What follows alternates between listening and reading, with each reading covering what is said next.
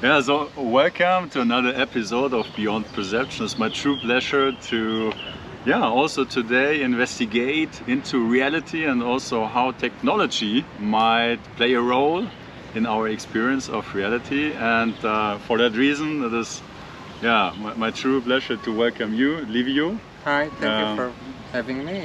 Yeah, as a guest today, and I will just share a brief introduction about your background. So Liviu is the co-founder of CyborgNest, the world's leading company to sell new senses known to humans. There's more around us than we can perceive with our senses. So we decided to start, and I'm quoting Liviu here, to start sensing some of it.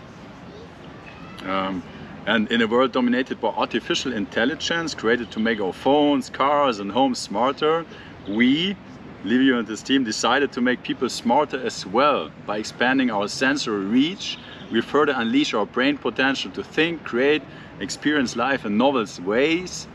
And in his previous role, and that's also very interesting, we go into this a little bit today, hopefully, Liviu was the COO of Videre est Credere, worked undercover and built undercover networks of people who use technology to document human rights violations in places where no one has access to.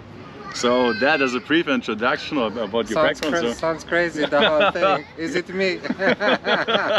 Yeah, it's like it's a wonderful combination of so many diverse experiences. So. But that's life, isn't it? It's all about diverse experiences. I call the era that we live now the Leonardo da Vinci era, where you absolutely must actually be involved and try a lot of things in life, because everything that you do feeds the next thing that you're going to do and the other thing that you're doing. And the more that we experience different things, like Leonardo da Vinci did, architecture and mathematics and art and everything, because you move from one another and everything feeds the next thing that you're going to, and they are all connected and it's all becoming part of you. So I enjoy this kind of eclectic journey in life. It brings richness to experiences. I mean, like, now you are very much on the cover, no? But you spent quite some years undercover. Correct. And you shared a little bit with me before in our conversations before, and it's incredible what you were sharing with me, and it would be very, very interesting to hear a little bit how did you end up working undercover, and what did you do exactly?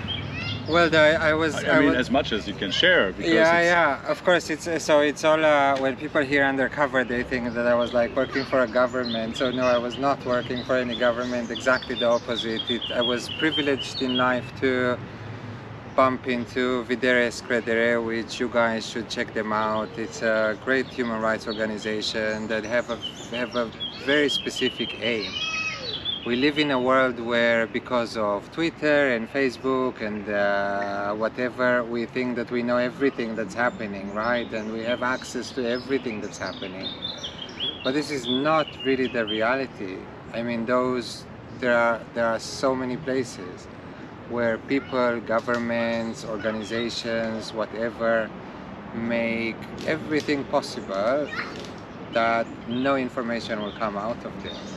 So that was our aim, and I was privileged to become part of Videre when it just started, and to help build the whole methodology around it and how to do it in an ethical way and in a way that it will be impactful as well. And so the idea was very simple, to use technology and to create with technology undercover devices that will help locals document stuff in some places that we just have no clue what's happening there. So everybody who watches this podcast have seen materials that we released to the media or to courts or to other places, but you never knew that it's us. It always appears as amateur footage or stuff like that, not to expose because of, again, security reasons for the people that work on the ground. And then the other thing, that when people hear me saying that, they imagine that I was going to all these places and maybe wearing a mask and painting myself and hiding in between the crowds with a hidden camera. But actually, the really important part of that organization is that they go to the local people and they ask them, how do you want reality to be, and how can we help you make that happen? So it's not about, hey Simon, your life sucks and I'm gonna teach you how to have a great life, and you're gonna need to do this and this and this, and that's how we're gonna solve all your problems. Because usually that just creates more problems, right? So I was, myself and the other people that are part of that, some of them maybe are still part of the organization, we were never the people on the ground. I mean, I've been to all these places because I was in touch with the people that I was helping, but I was never the one doing the filming. I was never the one that was running the agenda, that was thinking what needs to happen.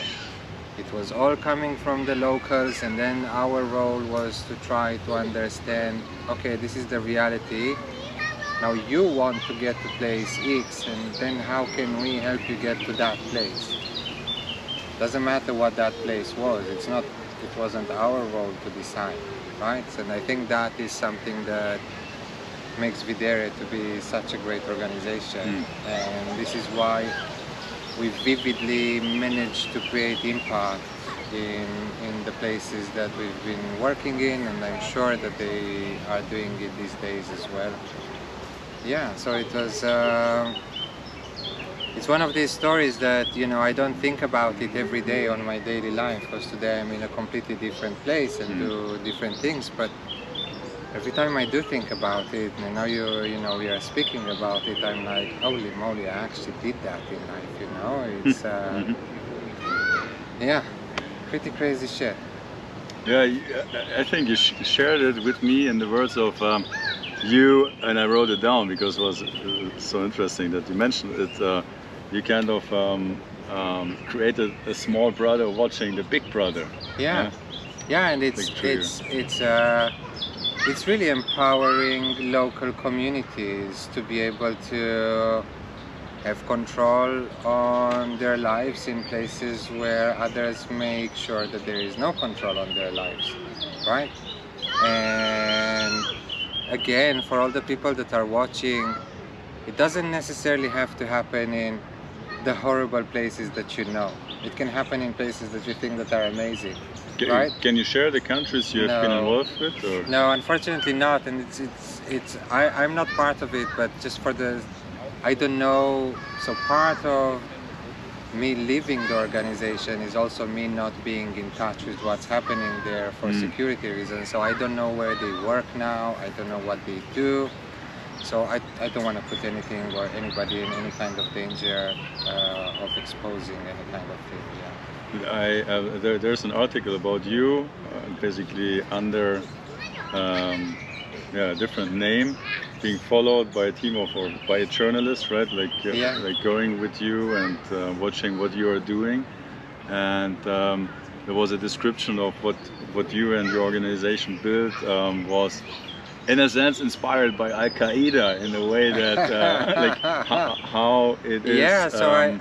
Communicating or working as collaborating. Correct. Was one of because you explain it a little bit. Yeah. So because you look, you know, when you want to build something, so you want to learn from the best, right? And obviously Al Qaeda is a horrible organization, right? Just to clarify, there's nothing good about them, But they were very successful for a period of time in what their aims were, right? The horrible aims that they had sometimes, right? But but they did manage to do it without being destroyed, and you know, there were lots of armies trying to get them, and this, and money, and power, and still they managed to stay alive. And then you go and say, okay, so how did you do that? So we learned from them in terms of communication and safety and security, and and it saved people's lives. Because when you step on people's toes that they don't want to be stepped on, then they want to stop it. So safety and security. I mean, probably just now, and I'm not part of it for, I don't know, 2014, 15, so like 7 years already. I think just now kind of I kind of let go of the stress, let's call it, right? The fear sometimes. You just live in, there is fear all the time. Fear about you being recognized, or about myself, your collaborators? About myself, my family, but to be honest, mainly most of the daily life it was about the people on the ground, because I mean the locals that were actually doing the work now, yes, it was for themselves and it wasn't for me or for the organization. And as you can understand, it's a whole the idea again is not to come with any kind of agenda. So it was their agenda and their willings and all that, but once you come and you give someone a tool and you teach them how to use it and you help them manage it, so you start having responsibility for that as well. And you can't just like say, well, didn't work out, sorry, someone died, right? That's not an option. We talked about this today before also with like it's easy to make a decision or to propose something to do if you don't carry the responsibility of it. Of and course. You could say that there's a big part of the culture we're living it, that the leaders are not liable for their actions, and but if you're responsible, and you're taking that liability, that makes you act and you have to. I mean, I don't even know another way. I mean, it's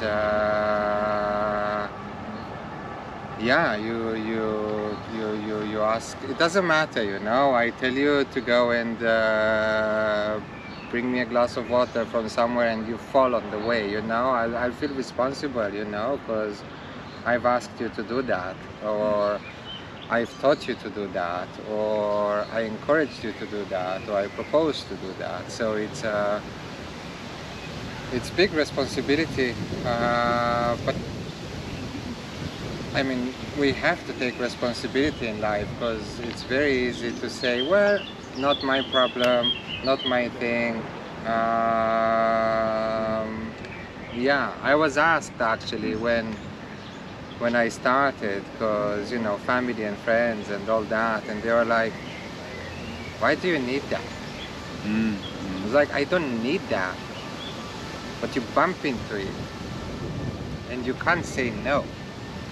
And that's how the thing that I do now as well, the CyborgNest with the sensors, it started from the same place. I don't have to do it, but there was a specific moment in my life when a thought came. So from that moment onwards, there was no way back, because I had to take responsibility for that thought. So so same thing with Videre. It's been an amazing journey. And then you were the one coordinating with the crew on the ground, and everything. You shared. You had a pocket with 9 different phones, and for each of your collaborators a different phone. So I'll tell you the story behind the article that you read. That maybe we can share it in the we will link in the link link or whatever. So when we started the organization, for a certain period of time, it was completely undercover, and nobody knew about the existence of it, and we basically managed to do what we did from kind donations of private individuals that cared and decided to give the money. But then we proved to be very good at what we are doing, so we wanted to expand and we needed bigger money. And then at that stage people are like, but wait, you can't tell us where you work, you can't tell us what you do, you come and ask for all this money, how can we know that you're not trafficking cocaine from Colombia and telling us that you're doing human rights, you know? So so that was how the article happened, because Wired were very interested to do an article about us. So we said, cool, so then send your best journalist with us for a few weeks. So someone joined me for a few weeks for the work to see what's actually happening. So it wasn't an act of PR, it was an act of creating credibility that we actually do what we say that we do, yeah. And I mean, one thing I'm still curious now from, I mean, I read the article and you shared a bit of your work, so I mean, there were horrible things being reported, right? So I mean, it was possibly looking in the darkest corner of like human experience. I don't know. Like, yeah, it's been very hard. I mean, listen, it's very comfortable for me to sit here with you in Zurich, you know, in this beautiful part and say how hard it was for me, although it was very hard. But it was 100 times harder for the people that actually lived that, right? So yeah, so a lot of trauma on my side and a lot of kind of crying and understanding and absorbing and dealing with it and being fearful of people's lives and all that. So I can, you know, again, it's nice sitting here and speaking about it, but the people that actually did the work on the ground, or even people that were not connected to us, that had to live that life, that is the real hard part, you know. It's because for me, I was yes, I was most of the time out of home and traveling to all these crazy places, but yeah, I was coming back to my relatively comfy home, and I had an option. I did not have to do it. And when I wanted to stop, I stopped. Right? People there do not have that choice. So the idea was to give them that choice, to give them a tool to create a choice. Because otherwise there is no choice for them. There is no for them to decide that they stop. Okay, I'm not living here anymore. I don't want this life anymore. I'm going somewhere else. There is no that option, right? Which I had. So yeah, so I'm grateful every time I think about it and speak about it, yeah. And when I just think of, I mean, what probably courage it took to, I mean, I don't have the details, or I don't know even what countries you're referring to, but like just from the experiences being shared or reported, no, like it must have required immense courage to like be in that situation, but then also kind of do something against it with the risk of, I don't know, like very, very bad consequences. Oh no? Man, listen, sometimes it was really scary. I mean, I went through stuff that was sometimes like really scary, yeah. Yeah. Again, every time I reflect about it and I speak about it, and before we started recording, so we were chatting a bit about it, but now you're getting into details, right? So now I'm suddenly actually thinking about it and actually having memories about it and remembering. I mean, with all like no, whatever you feel comfortable. No, but it's I mean, what I'm trying to say is that, again, it's been really crazy, and yeah, I mean, many times I'm like, again, it's not that I don't believe I did that, but it is very much not a natural thing that a person would do in life. It's not like the mainstream job. Mm-hmm.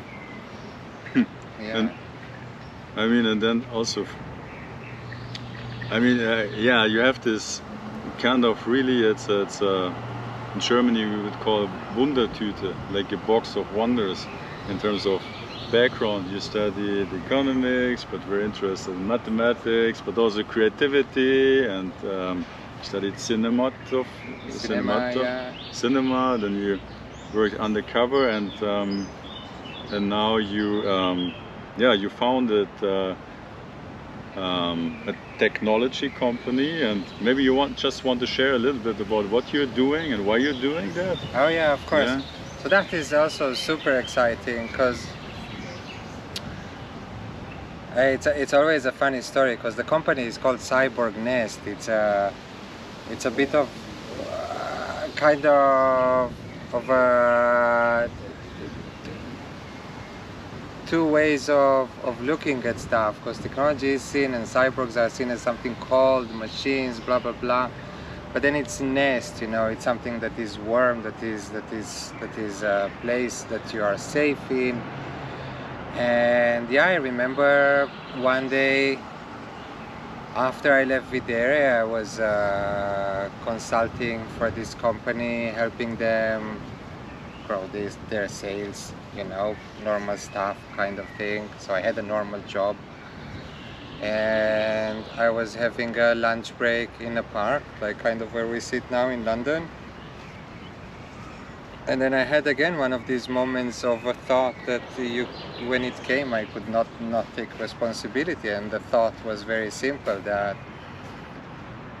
everything that we ever created, thought or felt, started from a sensory input. So we smelled something, we tasted something, we saw something, we heard something, we touched something, and every piece of information that we have in our brain started like that. And then, what will happen if we will have more senses? And you look around, and many animals have many more senses than we have, and they can be in the same park where we are now, and to sense stuff that we don't. Colors, the magnetic field of the planet, different feelings, different this, different sounds. And I was like, holy moly. So imagine that Mozart didn't have that size of piano, it had that size of piano in terms of sounds and notes that he could hear and could create with, or the way that we could connect one with each other and communicate one with each other will not depend on our biological, let's say, boundaries or abilities, or the way that we were born, right? So to take technology and to use it in a way that it will create positive impact, and it will enrich us with new thoughts, new sensations, new feelings, new ways of experiencing reality, which, yeah, what could be more amazing than that, you know? Because we are here, and we spoke before that on how lucky each and every one of us is that we are actually here, you know? But we are already here, so let's experience it, because it's I'll give you another example.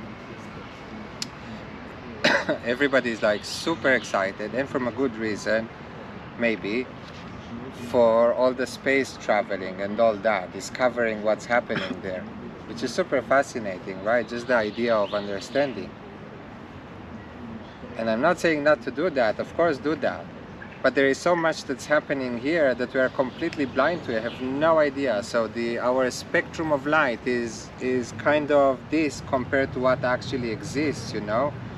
There are so many animals that sense the magnetic field and use it for so many things. There are animals that, you know, that can communicate and feel feelings and do stuff in ways that we don't do. And suddenly you're like, wow. So we can possibly experience more. So yeah, I went and did that. Still doing it. Yeah, it's very interesting. So before, my cousin was also there, and he mentioned that, for example, Cyborg, yeah, is a possibly a little bit of negatively connotated term, and you had an interesting response to that. Yeah, it's the connection between cyborg and nest. You know, there are so many layers to this question. So first of all, what we call our marriage or relationship with technology. You know, people think that technology exists since IBM invented the computer in the 60s or whatever, you know, and then it became the smartphone, and then whatever, you know, wow, technology. Technology exists, and the reason why as a species we are here is because we adopted technology as a species. So again, a bow and arrow, something to hunt, right? Isn't that, you can look at it and call it a knife, or you can call it a bow and arrow, but the idea was, hey man, there is a bear there that I need the fur because otherwise I'm gonna freeze to death, right? I can't reach the bear, or if I go too close to the bear, it's gonna kill me. So let me create an arm that flies and gets the bear without me having to get to the bear. That is super sophisticated thinking and super sophisticated technology, right? So it's nothing new here. The conversation is not about should we do it, because the reason why we are here is because we did it. The question is how we, every time and every day, we need to ask ourselves, like in every relationship, is how do we make the next step in a way that it will be positive, in a way that it will be impactful, and in a way that it will be fruitful for both sides, for everybody, and not only from some people or some technologies or some companies, but to create something that is ethical, that is inclusive, that respects humans, that respects their data, that, you know, everything that people are afraid about technology. So to not be afraid of technology, be afraid of people that manipulate technology in ways that they should not do it. It's not the technology the problem. Mm-hmm. Yeah, I mean, we had quite some discussions on that, because I mean, I obviously also have my perspective on the team, and I mean, I propose to think of that there's a spectrum of maybe obedience to technology, technocracy, like technology being able to make the better decisions, yeah, and then maybe on the other spectrum it's like the living without any kind of technology, and then maybe there's the gray shades in between, and then like, I mean, I've been thinking about like these topics, like from my point of view also, like quite a lot over the last few years, and I mean, I shared this with you, and I want to mention it as a reference. No, you can see there's a proposal for how our society should be shaped into the into the future, like maybe like called also the Great Reset, where it's basically, you could summarize it like having experts, authority, technology, science being able to like making the decisions or giving the reference points for us, yeah, and we're living according to that framework, but it's kind of an externalization of ourselves into or to machines, or maybe even like a worldview of maybe us as a biological system, yeah, which needs to be optimized, hacked, and then transcended, yeah, into that's kind of what the vision is of Harari, like who wrote the book Homo Deus, yeah, and then maybe also from a mindset of, yeah, where's like well, how to summarize it, like where it's like you mentioned with your human rights work, that you went there and you asked, hey, what do you need, no, and then here it's more like we have the plan, like we are the experts, or those are the experts, and it's imposed on others, no, it's not like in a sense respecting autonomy or like choice for oneself, but you know, like that's extreme point, you could say, and then kind of my interest is how can we use, or if we can use technology as a tool, like to maybe get to know us better, to understand us better, but not like you shared it to me, like that, like right now how technology is mainly used. Maybe we became the product, yeah, but technology is not the product anymore. And maybe you can share a little bit of your perspectives on. Yeah, of course. So I think that is in many ways what's exciting about creating new senses, because it's not a technology for a specific solution. The problem, because you know, in the traditional business world, they go by problem solution, right? So if we go by that, so then the problem is that there is so much more in the world that we live that we can't experience, and the solution is to create new senses. But then, exactly as, I don't know, my son is a musician, so for him, his ears or hearing is a very important part of life, right? Some people are visual artists, so they experience everything from their eyes, right? So all our senses are kind of an ongoing kind of equation that we use all the time in different ways. So we create the senses, and then again, like in the human rights work, we come and see where is the gap, where is kind of a leakage or something that we can help you close. But then you decide how to use it. I can't tell you you have eyes, so you have to be an artist just because you have eyes, or because you have ears, now you have to do that. We give you the platform, and you take it to wherever you want, and you use it in the way that you want, and you do with it whatever your own personality feels that they need to do with it. So yeah, so different. You know, we work with blind people that for them, for example, one of the abilities of the device is the ability to help you orientate and to sense the magnetic field of the planet, sense people's heartbeats even if they are on another continent when you face them, so it gives you a whole new perception of orientation. So blind people will use it in a certain way because for them it helps for their own needs. People that are separated from their families will use it in another way, because suddenly, holy moly, I can turn around and feel my mom and know exactly where she is, although she's in another continent, and I tap my device and I feel her heartbeat, right?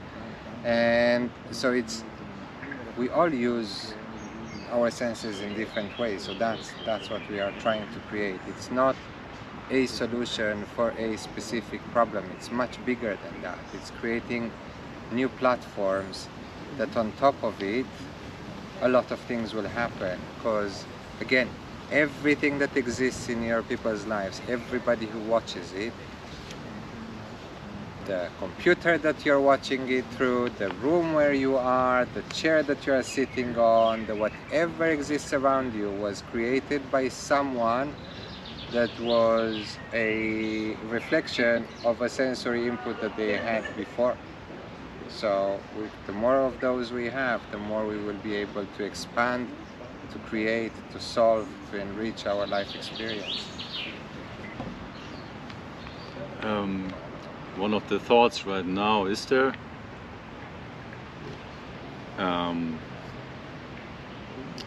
one thing is maybe use technology consciously. Yeah, okay, right now I'm using my phone, like I'm calling someone, I'm writing something, and then I like put it away, and then I'm here. Yeah, and is there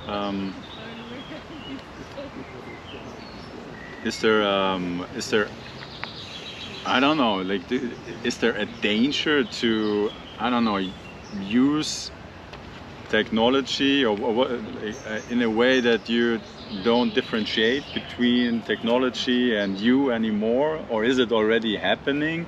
Yeah, that Well, I think that's already happening, and not way before yourself and myself were born. Again, I mean, the first ever type of human enhancement was clothing, because we lost our fur, and if we didn't get dressed with some other animal's fur, we would have died, right? So we already enhanced ourselves in a way.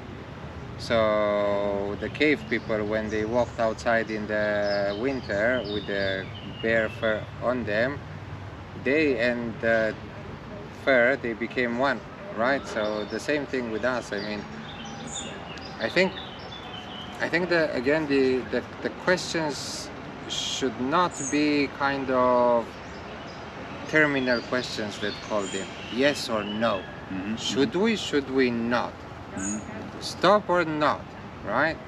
It's not about that. It's about how we do it, you know, and in which quantities and in which levels and what kind of, who controls it, you know, like in the hands of who it is, and how we, and again, there will never be a perfect world, and that is part of the problem and part of the fun as well. Because if there was that perfect world, then, you know, in Buddhism they say that if there was no suffering, you would have not understood happiness, because you would have not known what happiness is, because you would have not known what sorrow is. So the same thing, there will never be a perfect world, and we will always do mistakes, and everybody does mistakes, but we cannot stop creativity, we cannot stop thinking, we cannot or should not stop innovation, thinking, you know, because that's what makes us so special and so amazing. We are amazing without the technology, that's for sure. Right, so we don't need the technology to become amazing as a species, and that you said before, and I take that from you. We are amazing without the technology. We don't need, I don't need the latest iPhone to feel amazing. I don't need the latest computer to feel amazing. I am amazing. You all are amazing, right? Yet technology and stuff around us can help us.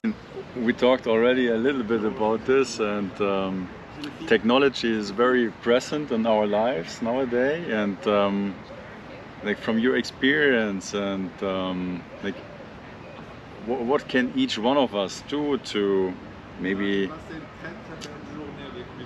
also like use technology in a more conscious way, or also like in general, like how can we to take power back into ourselves and use technology instead of I mean, we talked with my cousin also a bit about, like, he worked for Facebook, my cousin, no, and he was offered a job, but he couldn't accept it because he sensed that there was absolutely no understanding for ethics, like and so he turned it down, and he was sharing that experience before. It was very interesting. And like what would you think, like what like how can we, or can we at all, like to use technology in a way which well, it's as a tool again, not lose ourselves in technology. So it's a simple answer with a very hard way of implementing it, because I think that the goal is, again, not to become the product. So technology is great, technology is amazing. Because of it, there are so many great things happening in the world, yet we should not become the product. The technology should be the product. Now that, everybody who will watch it will say, yeah, of course, that's obvious, right? But like, how on a daily life you pay attention to it, you know? And I think it's a bit like with diets, with people that like eating maybe too much, right? Or more than they would need to eat. And I think that one of the ways of dealing with it is to ask yourself every time before you eat, do I really need that now, right? Or it's just a desire, it's just like something impulsive that, like, I just miraculously found myself near the fridge, or suddenly somehow I'm on Instagram again, right? And in those moments you need to kind of say, okay, but do I really need that now? Is that the best way for me to use my time now?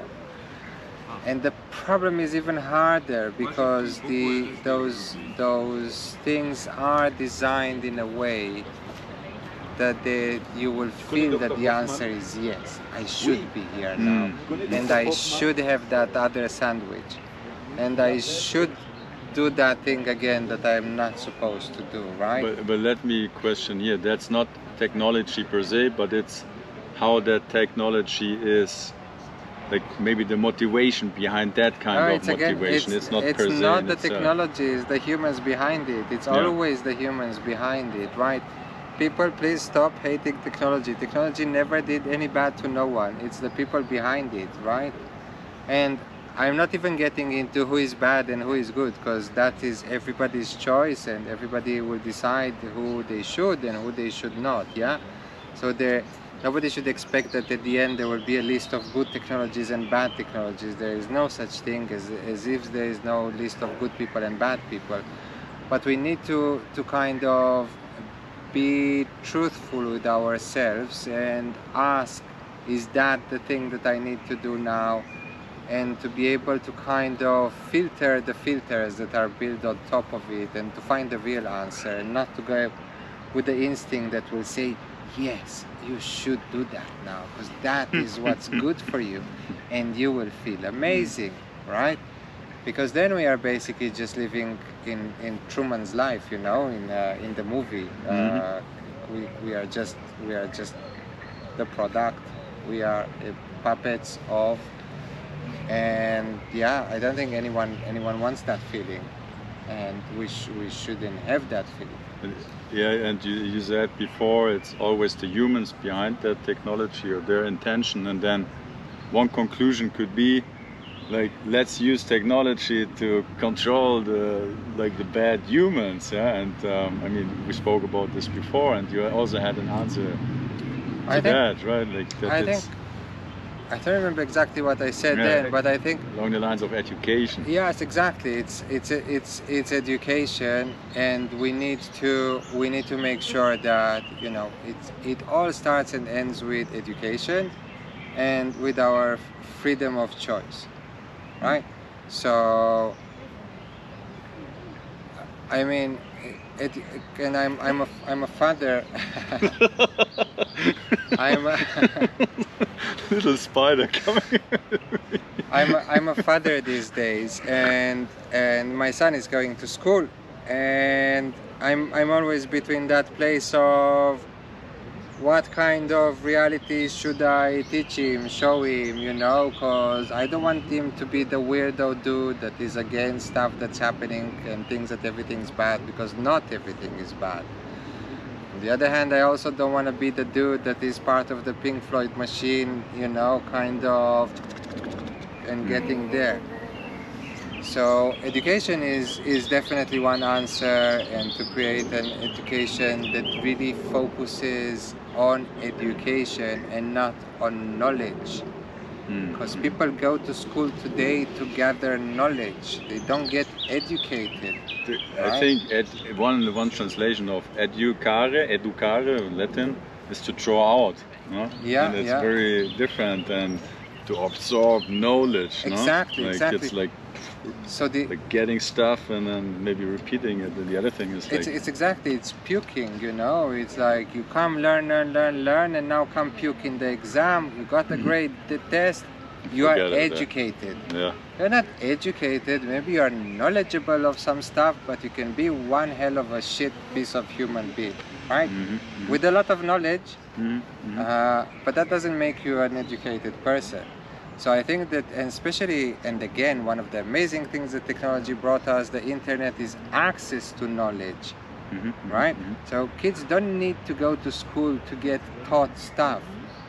They have access to it by themselves. They know how to get to that knowledge, and they will get to that knowledge if we educate them how to get to it, and that create curiosity in them and all that. So that's one aspect, and the other aspect is the freedom of choice.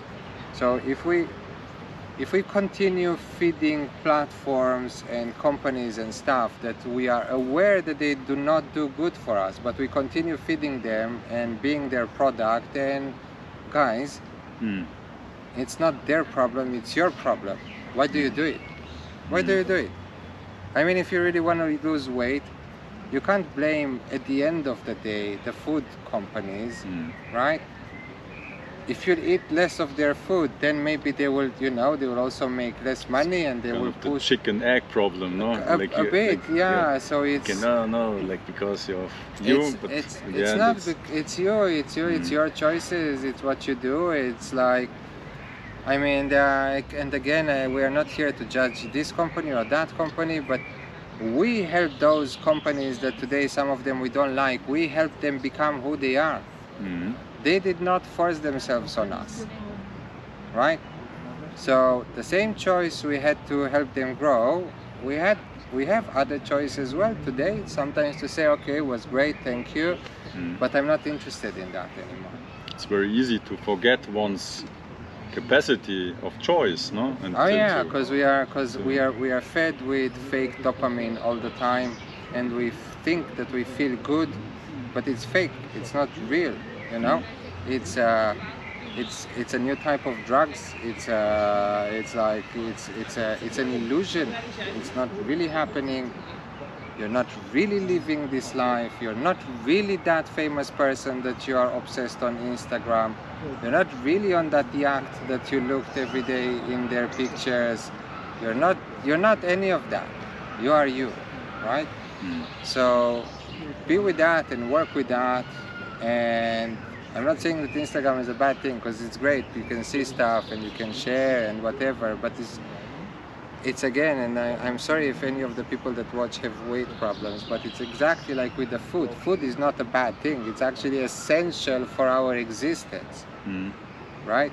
So the dose but is the it's poison, the doses that become the problem. Chocolate is not the problem. It's how much chocolate you eat. It's fat is not the problem. It's how much of it you eat. You know, nothing is a problem. Well, not nothing, but yeah, most of the things are not a problem. It's about the amounts. Or everything can be a problem, or no? everything An overdose, can become a problem, of course, yeah. And you shared also a little bit about. I mean, it's very easy to,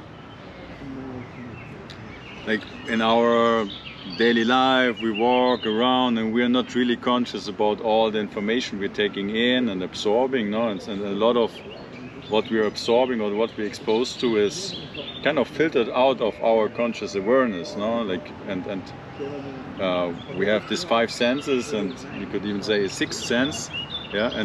And you shared a little bit about working with the blind, who obviously have 1 sense less, no? And then it's really interesting to put yourself into their perspective and see or imagine how they would perceive the same, of course, reality or place, experience, yeah, of course, completely different, yeah, completely different. And that also and like that to me is also gives another perspective or another, like, just on this amazing wonder life which we're exposed to every moment, but we are not necessarily conscious of that, yeah, like all the time, yeah, because we have those labels and words and concepts which let us stay with a concept and the reference of our past experiences, what that meant in the past, and then we're like making, like, cataloging it instead of like really being there and with taking off the concepts and like diving into that, like, precious experience, no? Like, oh yeah, it's I mean, we experience life from a very subjective place of ourselves and the way that we experience life. I have no real idea of what you're seeing now. Although I can imagine, because if I turn around, I imagine that you see my face and what's happening behind me, but that is details. But what is your brain doing with those details, you know? And the example that I was giving about the blind people is how fascinating it is. It's exactly like exploring other cultures. It's understanding how other people understand stuff. So yes, we can say blind people have a problem, they cannot see. But it's not necessarily a problem because there is no solution. It's just a reality, you know. That's how it is now, and that's it. And for example, there was this blind person that I was listening to some of his recordings, and he was speaking about the notion of what is a beautiful day. And you know, he says, yeah, when I was sighted, when I could see, a beautiful day was exactly like the day that we sit here in the park, and sunshine and no clouds and nice weather and all that. And then when he became blind, suddenly this whole perception changed, because, for example, when it was really windy, then sounds from further away reached his ears, so he could experience stuff in a different way. So he says, I was sitting in the park and it was like really windy days, and people are like, hey man, why are you sitting here? And I'm enjoying this beautiful day, and people didn't understand what he's talking about, right? So it's all about perceptions, and it's all about how we see stuff, and yeah, we are all different, and it's fun, it's fascinating, I mean, one of the themes which comes up in the conversations with you, like the time is creativity, and also like in a way like finding your unique purpose, or like your unique expression of your gifts, and like from what you shared with me, you stepped out of the conventional education like a few times, like early, before getting your certificate, and so like when I was like going through all the path, like chasing certificates, and like and that being very important to me, and so what I enjoy hearing you, this kind of curiosity, or and also maybe encouragement or invitation to others to we had this example of like this is the spectrum of maybe the gifts, like or our talents, or potential, and this is the spectrum of what is valued in school or education system, and if we are not in that spectrum, we might neglect of what we have and gifts. And so I was telling to you, my premise, or my you could say belief, is that each has the capacity in itself, otherwise they wouldn't have the talent, like to bring that into the world, and to also like make a sustainable living from that. And, of course. And I mean, when I see you talking, I can see you like bringing that to life, or having lived that for quite a bit already. Yeah, I mean, I'm 41 and still here. But yeah, listen, it's I mean, I'm not against, and I don't tell people don't go to schools or whatever. I think that everyone should find their path, and for some people, but do the stuff from your place. So again, kids. And yesterday I was speaking to a friend, and she was like, yeah, at around 16 years old they did some tests at school, and they tell you at what you're good at and what you should focus. And I'm like, what do you mean? How can they, I mean, what do you mean they did a test and they saw what you're good at? You're probably good at a million things. There isn't one thing that you're good, because we are going back to that Leonardo da Vinci era, where we kind of need to grasp and feed and to understand a lot of things to be able to comprehend and to understand everything that's happening here. So there can't be one thing that you're good at, and always change. And I learned from my mom, most of the people get to a role in life and they have a career, and then that's it, and then they just do that thing. My mom always keeps on learning more and more and more. And I saw that as a kid, and it's inspiring, because you always learn, and you always find new stuff, and you improve, and you start a new thing. And she also changed different careers, and she was an engineer in something that a few years after she finished those studies with all the certificates and the diploma and all that, suddenly that profession disappeared, right?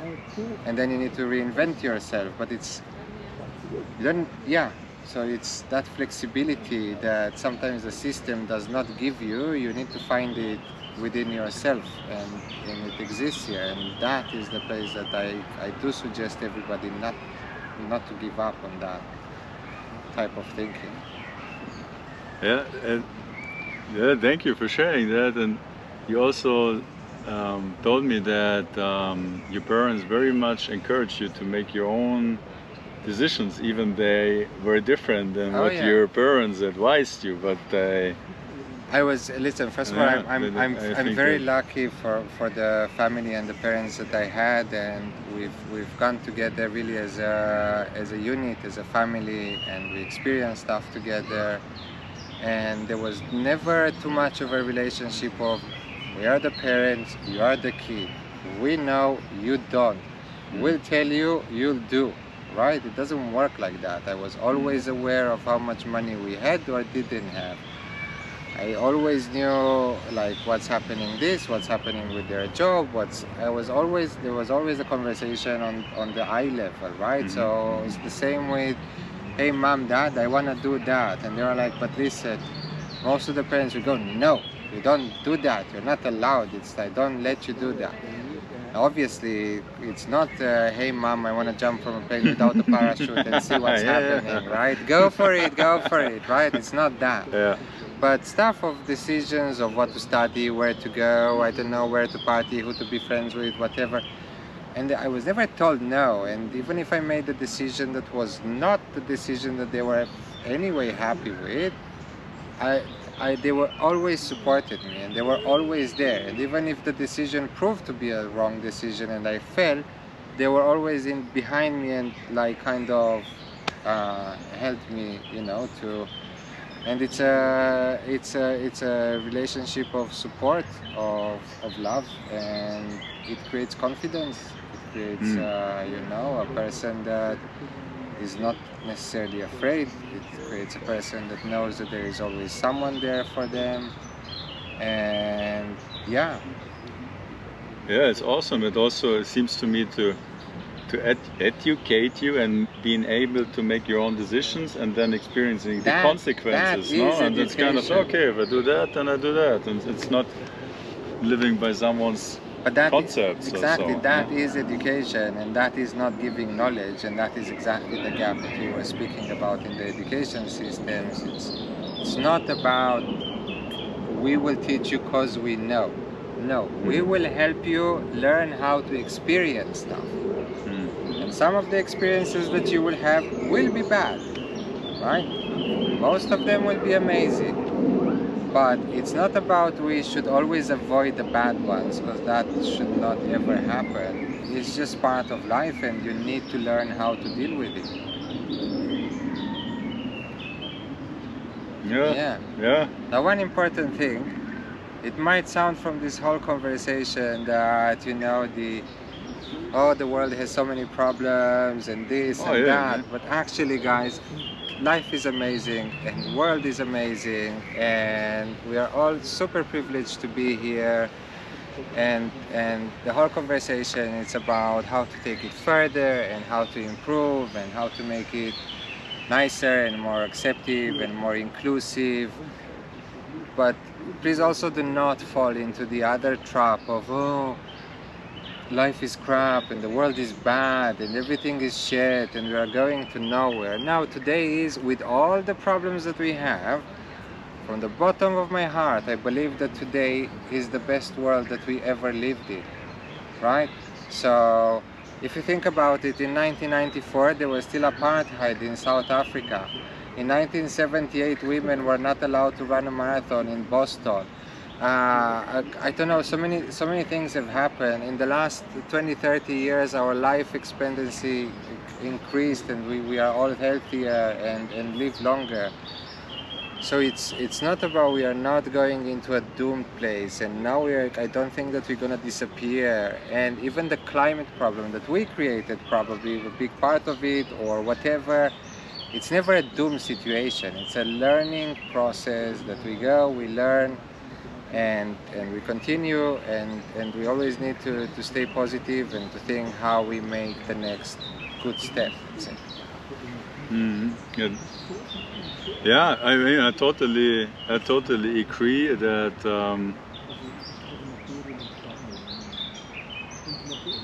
that I mean, it is in our hands. We're wonderful creative beings, and then literally it is in our perception of what we are seeing in the world, also what we are then also bringing into the world, and also Yeah, that you can see black and white being projected, yeah, or that there are camps at times, no, between those are the bad, those are the good, and what I can encourage very much, as always, no, to be curious and also be open for other perspectives, and Absolutely. Just go and try stuff. Yeah, to break out of one's own perception, yeah, to look into other perspectives, yeah, and stay curious and love life and love yourself and love everybody else. Lots of love to everybody. Yeah. That's really important. Yeah, it is. Yeah, I mean, yeah, I think this is a wonderful closing for our conversation. Yeah. Yes. Yeah. Thank you so much for having me. It's been a real pleasure. Oh yeah, likewise. Yeah. Yes. Thank you for coming by and visiting. Oh yes. Yeah. In Zurich. Yeah. So thank you very much. Yeah. Thank you for having me. Yeah. Is there any last word you wanna no, share? Just again, just enjoy, just love, just do, create, wake up in the morning with a desire, find what that desire in you is, and go with it. And yeah, it's not the end of anything. Every day it's a beginning of everything. Perfect. Yeah. So thank you very much for watching us, and all the best, and see you next time. Cheers. Bye.